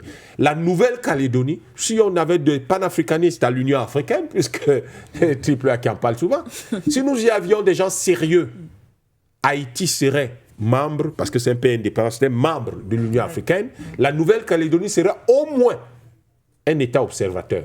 Le problème, c'est que nous avons des sortes de gens pusillanimes qui sont à la tête de l'Union africaine, mais c'est normal, ils sont arrivés dans le cadre des mécanismes de néocolonialisme. Et donc, ils sont incapables de gérer nos intérêts objectifs. Et de pouvoir... Vous voulez fragiliser la France en Afrique, mais vous la fragilisez en Nouvelle-Calédonie.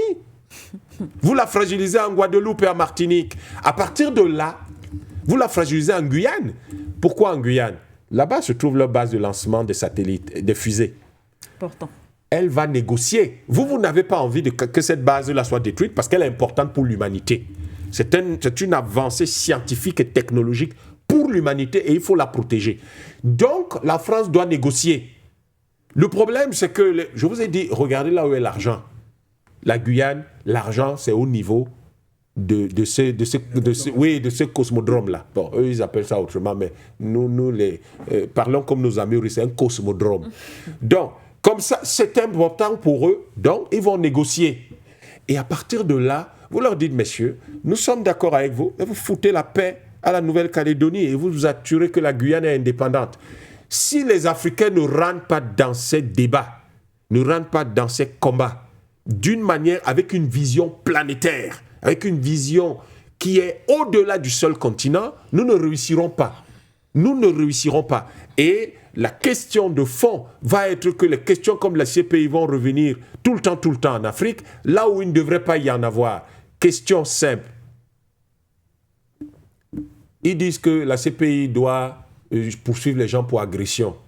Pourquoi ils ne poursuivent pas la France? Elle a signé, elle a ratifié, non? Depuis 2000. Pourquoi elle n'est pas poursuivie en Nouvelle-Calédonie? Pourquoi elle n'est pas poursuivie? 1, 2. Ils disent que quand ils poursuivent les gens pour crimes contre l'humanité, pour crimes de guerre, génocide, pourquoi la France n'est pas poursuivie en Nouvelle-Calédonie? Ils ont assassiné Jean-Marie Tjibaou avec des centaines et des centaines de ses combattants. C'est génocidaire pour un peuple qui n'a pas 10 millions d'habitants. Pourquoi ils ne sont pas poursuivis? Donc nous avons là le fait que des intérêts particuliers privés essaient de régenter le monde et donc ne s'intéressent qu'à ce qui leur permet de conforter leur domination du monde. Enfin, dernière phrase, pour ce qui est de la Nouvelle-Calédonie, ce sont des Africains, c'est une question africaine dont nous devons nous saisir. L'Union africaine ne s'en saisira pas. Alors nous, les citoyens, nous, le mouvement de 10 000 élus panafricanistes, on s'en saisit. Et il faudrait que ce mouvement-là soutienne tous ceux qui seront candidats en Nouvelle-Calédonie pour diriger la Nouvelle-Calédonie et pour pouvoir définir les lois de la Nouvelle-Calédonie. Nous avons là une occasion de démontrer notre solidarité panafricaine internationale et c'est maintenant qu'il faut le faire pour indiquer la voie que nous voulons suivre. Merci à vous, Dr Yam Timba. Merci également, Albert Anatola ici. Merci à vous également, chers téléspectateurs. Toutes nos excuses pour les petites difficultés à nous retrouver en direct dans le cadre de cette édition au niveau du standard. Je pense que c'est un petit problème qui sera résolu dans les prochaines heures. Merci en tout cas de nous avoir suivis de bout en bout depuis le début de cette émission. On vous souhaite donc une très très belle matinée et restez bien sûr en compagnie de nos programmes.